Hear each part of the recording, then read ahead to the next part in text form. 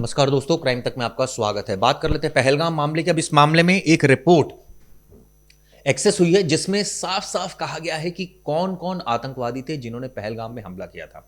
जैसे हमने पहले आपको बताया था, खुद देश के गृह मंत्री अमित शाह ने लोकसभा में बताया था और ये कहा था कि 3 आतंकवादी थे जिनको मार दिया गया है। पहले का नाम है सुलेमान, जिब्रान और अफगान।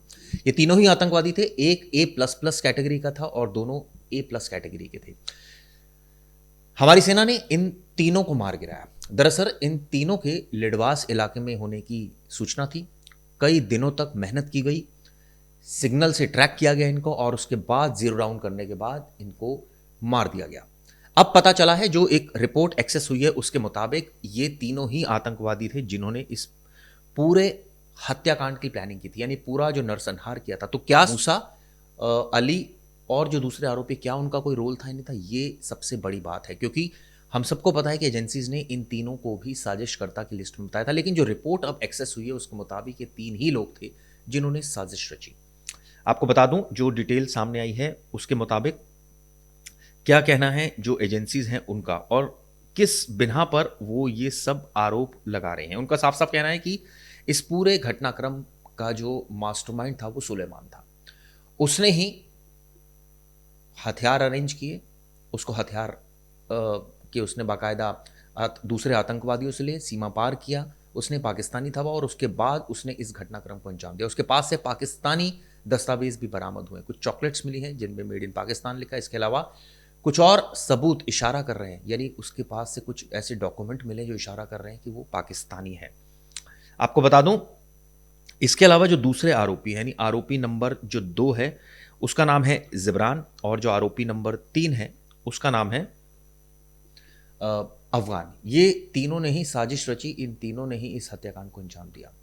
दरअसल घटना से एक दिन पहले, यानी 22 अप्रैल के एक दिन पहले, ये लोग 2 लोगों से मिले थे। एक का नाम था बशीर, एक का नाम था जो दूसरा एक शख्स है जो विटनेस है इस मामले में, परवेज। इन दोनों से मिले और वहाँ इन लोगों ने इनको खाना खिलाया और अगले दिन इस घटना को अंजाम दिया, यानी 22 तारीख को। फिर 23 तारीख को वापस यहाँ आते हैं वो लोग, यानी रुकते हैं। आप सोचिए, एजेंसीज उनको खोज रही थी, उनके बारे में कोई क्लू नहीं मिल रहा था, लेकिन इन आतंकवादियों ने अंधाधुंध गोलियां चलाई, बेकसूर लोगों को मार दिया।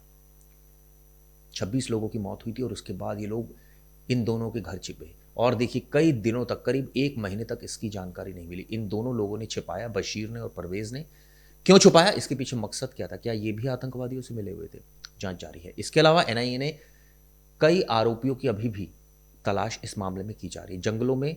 इसके अलावा कई और जगहों पर तलाशी अभियान जारी है, जिनमें यह साफ हो जाएगा कि इस पूरे साजिशकर्ता को अंजाम किसने दिया है। क्या लश्कर तोयबा, जैसा कि एनआईए शुरुआत से कह रही है, तीनों लश्कर ट्रेंड थे ये आतंकवादी, पीछे कौन था उनके, इसके बारे में जानकारी एकत्र की जा रही है।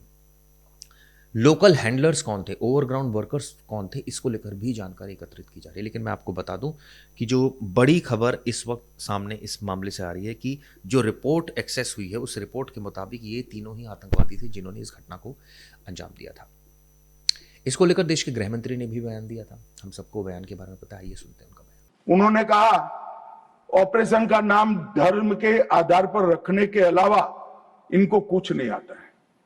मान्यवर कांग्रेस पार्टी बैठी नहीं है, उनको मालूम नहीं है हर हर महादेव सिर्फ धर्म का नारा नहीं है। शिवाजी महाराज ने जो मुगलों के खिलाफ लड़ाई लड़ी, स्वतंत्रता की लड़ाई लड़ी, और शिवाजी महाराज की सेना का युद्ध घोष था हर हर महादेव।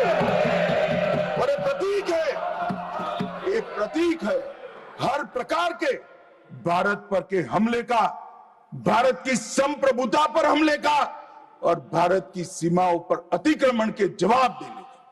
और मैं आज यहां से चौहान साहब को भी कहना चाहता हूं कि आप क्या नाम रखना चाहते थे, क्या नाम रखना चाहते हैं, उसका जवाब दीजिए। मान्यवर, ये पूरी चीजों को हिंदू मुस्लिम के दृष्टि से देखते हैं। चौहान साहब का थ्योरी देखे तो आज हमारी सेना के कई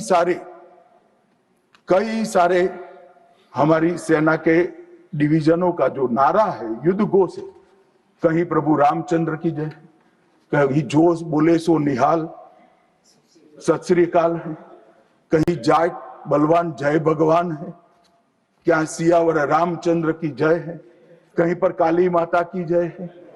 ये सारे उद्घोष आप नहीं स्वीकारते हो।